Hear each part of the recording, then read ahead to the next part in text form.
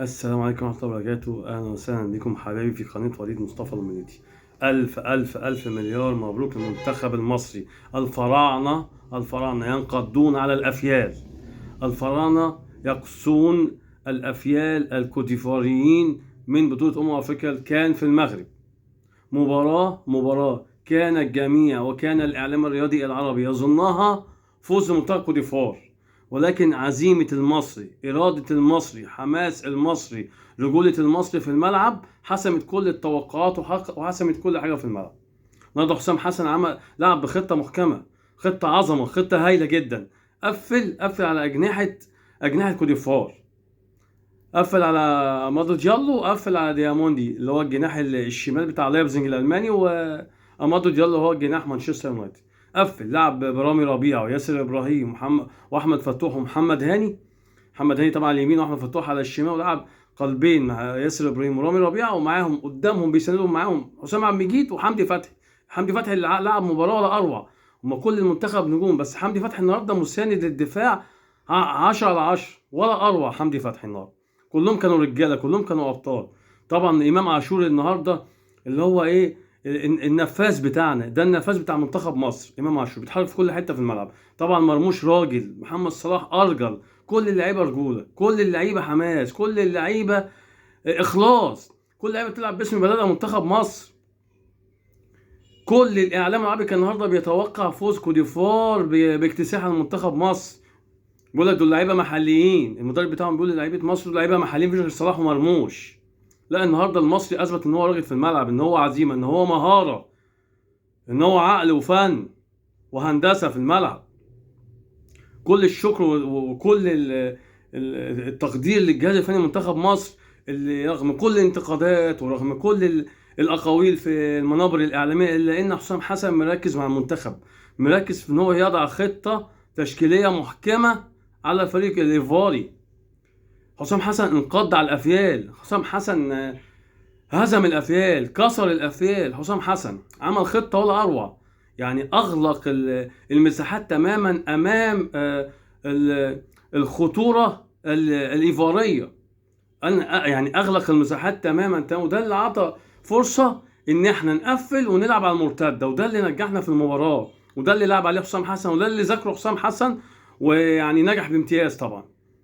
طبعا كل مواجهات منتخب مصر امام كوت ديفوار قبل المباراه كانت الظروف بتقول ان كوت ديفوار افضل من خاصه ايام جيل دروجبا وكوني، ارونا كوني واللعيبه الجامده دي. تمام، كنا احنا بننزل نكسب. تاريخ مواجهاتنا كمان كاسح. يقول لك لا، مفيش تاريخ مواجهات، احنا النهارده هنكسب مصر. تمام، احنا كسبنا دروجبا في عز مجده.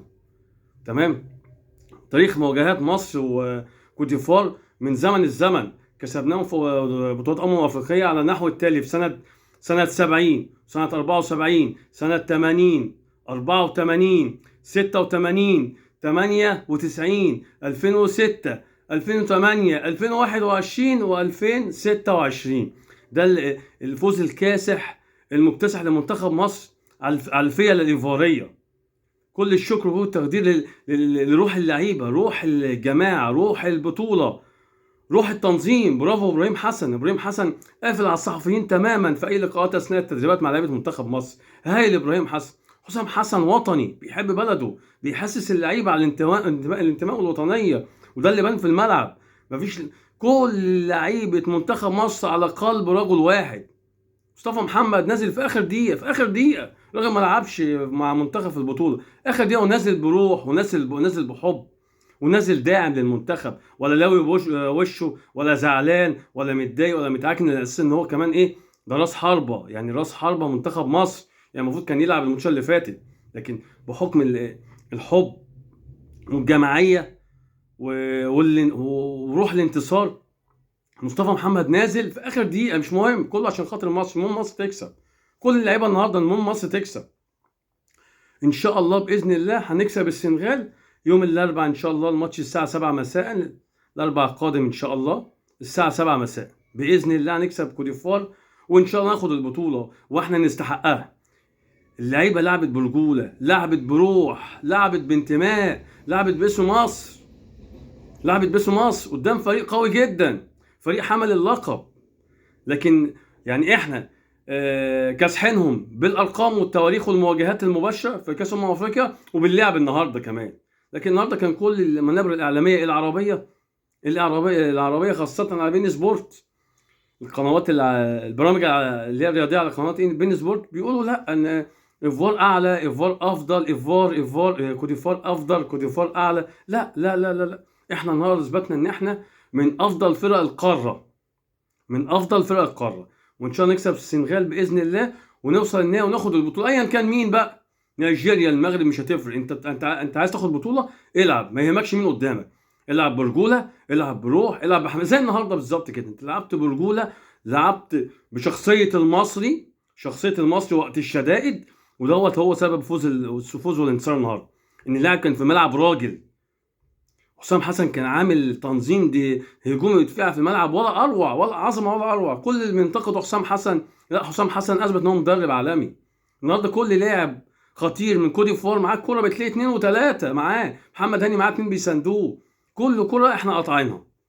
يعني تشوف طريقه اللعب النهارده في المباراه، لا، المنتخب الايفواري النهارده حسام حسن احكم المساحات وضيقها عليهم، لان هم بيلعبوا في مساحات.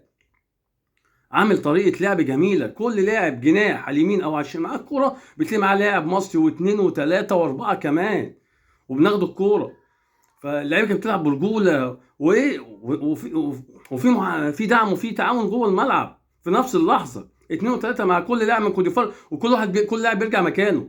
يعني تبص تلاقي مادو ديالو ده معاه 3 4 لعيبه عليه عشان يقطعوا منه الكوره، وبعد الكوره ما تقطع كل لاعب بيرتكز في مكانه الصح، وهو ده اللي نجحنا. لكن لو كان اللعب عشوائي كنا خسرنا. لكن الروح والرجوله والتنظيم والعقل الذهني، التركيز الذهني الجيد جدا جدا جدا، هو ده اللي اعطانا الاريحيه في المباراه. ان انت كل لاعب من كوديفوار بننقض عليه لاعب واثنين وثلاثه من منتخب مصر وبنقطع الكوره في نفس اللحظه. بعد ما الدنيا بتهدى بتلاقي كل لاعب رجع في مركزه الصح. عشان كده ما لقيتش فراغات، يعني الحمد لله، باستثناء بس الشناوي النهارده. يعني عندي تعقيب ليه يا شناوي؟ ده انت حارس عالمي يا شناوي، كنت في مباراه جنوب افريقيا. كورتين اللي انت ما طلعتش عليهم دول يا شناوي، دخلوا فينا جونين، كورتين ولا لهم اي لازمه. لو قضيت عليهم يا شناوي ما كانوش دخلوا اطلاقا. كورتين جوه ال6 يارده شناوي، ما اعرفش. بس ان شاء الله يعني الماتش جاي يبقى افضل للشناوي، والف الف مليار مبروك للشعب المصري، وحاجه فخر لمصر، حاجه فخر، حاجه عظمه لمصر، فخر لحسام حسن. حسام حسن يا جماعه اتحارب كتير، حسام حسن عامل ارقام ولا اروع، وصل كاس عالم بدون اي هزيمه، وصل الدور قبل في كاس افريقيا.